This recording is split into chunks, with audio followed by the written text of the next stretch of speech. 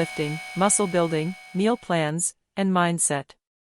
Considering the sport of powerlifting or bodybuilding and want to know if it's right for you? Though images of Arnold Schwarzenegger, protein powder, peanut butter by the spoon, and obsessing over macronutrients come to mind, you might find some wisdom in getting the inside scoop. Today we interview former female powerlifter, Abbie Seek, about her daily diet, training regimen, and muscle gains throughout her career and victories. Get ready for some insider tips and dive into the mindset of what it takes to get you there. Is powerlifting right for you? As a child, even as young as 8, I remember going to the gym with my parents. At that age I would walk around the track, play basketball, and run on the treadmill because those were the only things I was allowed to do at that facility. I would always watch my dad and mom lift weights, and to me it looked so fun. I could not wait until I was old enough to do it with them. Occasionally, I was able to try out a machine or two with my dad when the staff was not looking. Around the age of 12, I found my parents' P90X DVDs upstairs and decided I wanted to try them out. That was my first introduction to using dumbbells and weights on my own, and I was hooked. Soon after, I told my dad I wanted to go to the local YMCA with him so he could show me how to lift weights. We would go several times a week, every time doing different machines and learning new exercises. I immediately began getting online, reading books, and doing as much research as I could on the proper way to work out and what was most effective for building muscle. I loved seeing women with muscular physiques who could lift more than the guys. I knew I wanted that to be me. I have always been a tomboy and tried to outdo the boys my age. So, seeing as lifting weights tended to be thought of as more of a guy thing, I knew I wanted to get good at it. During my research I found Layne Norton on YouTube and Instagram. Layne has his PhD in nutritional science and is a competitive bodybuilder and powerlifter. He puts out a plethora of science-based information about powerlifting and weightlifting, all for free. I learned so much and became obsessed with finding other women who were strong and lifted weights.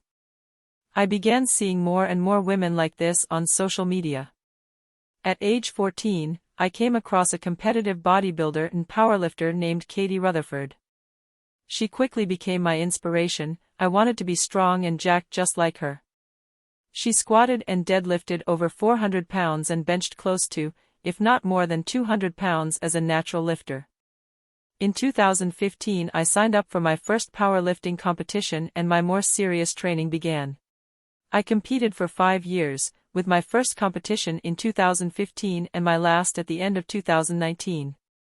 However, I was training consistently several years before my first meet. I learned that I could set my mind to a goal and make it happen. The training was very physically and mentally draining. It's hard to truly understand how taxing it is to lift a maximal amount of weight, until you do it competitively. My workouts were nothing less than an hour and a half and some days over 2 hours. I was obsessed. I did not miss a training day. At my first competition, my nerves were at an all-time high, not knowing what to expect. But, I set several state records for my age and weight class at that initial meet. Sadly, I was never satisfied with my performance.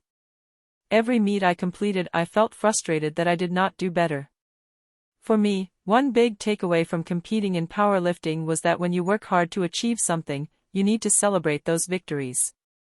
Looking back, I realized that my desire to be better, and my dissatisfaction with my performance took my enjoyment out of the sport.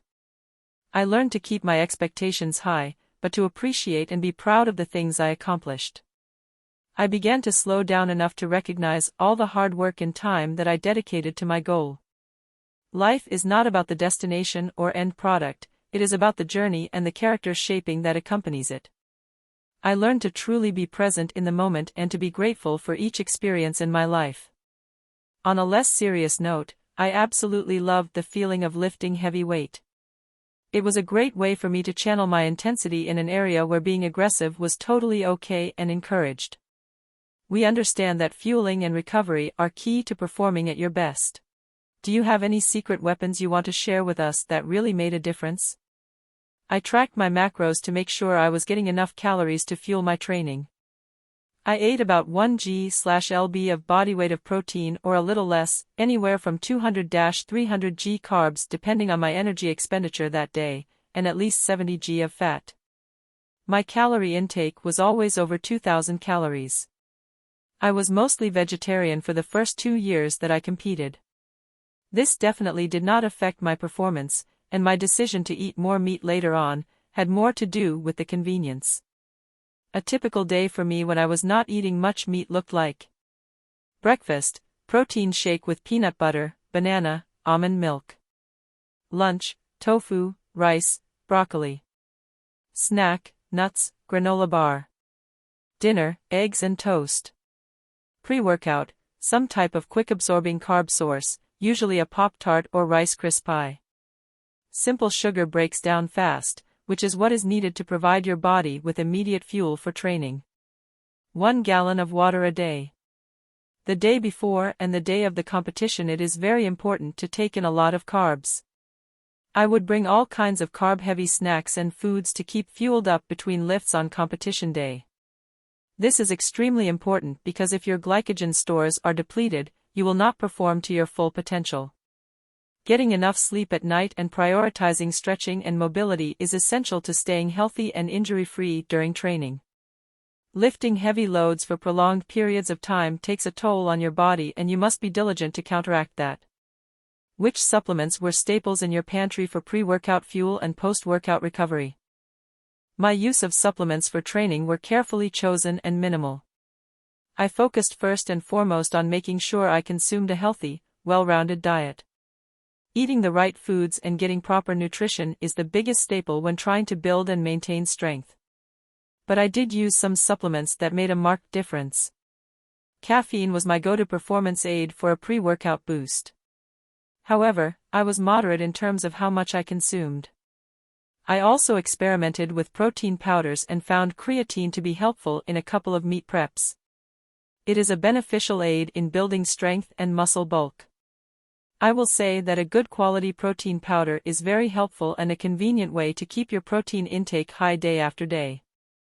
Many of my fellow training buddies also used collagen powder to help their post-workout recovery. If I had to pick one supplement that worked for me, I would say that creatine was my go-to. I think that finding supplements for better rest and recovery, like collagen, however, would be helpful in repairing strained muscles, joints, and bones. If you don't have sufficient protein, your muscles will not recover or grow.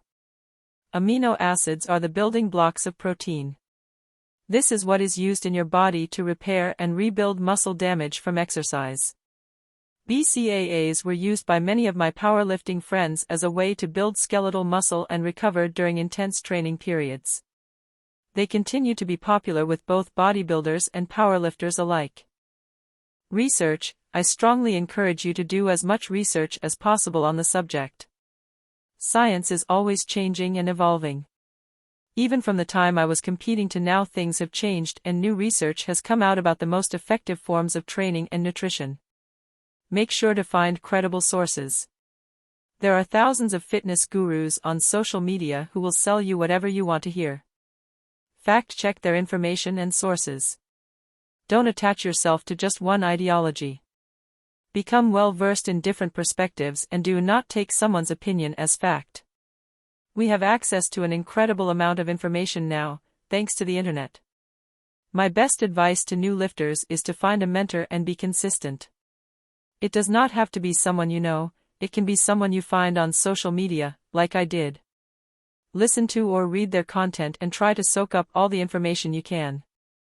Consistency is key for muscle and strength building. You must be consistent with training and nutrition.